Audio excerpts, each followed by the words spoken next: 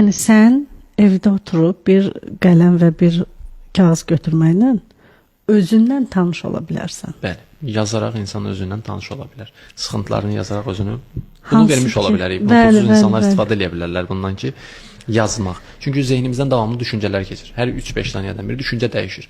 Və bu zehin qarşılığının içərisindən biz çıxa bilmirik. Doğrumu? Doğru. Amma yazdığımızda isə odaqlanırıq. Amma bu yazmaq bir texnikadır və burada bir önəmli bir məqam var ki, insan şuurunu gərək işin içinə, ağlını işin içinə gərək qatmasın. Anlada bildim. Çünki Doğru. düşünə-düşünə yazsa, o özündə bir şeyləri dönüşdürə də bilməz, görə də bilməz. Onu sürətli bir şəkildə yazmalıdır və həm özünü ifadə etdiyi üçün dönüşmüş olur, həm də anlanmış olur. Tam razıyam sizlə. Bu məndə əslində çoxdur, bu məndə iç səsimdə. Məndə bu iç səsim çalışana qədər mən hər yerdə onu dinləməyə çalışıram. Amma dinləmədiyim yerlər də olur indi. Hər birimizdə olur.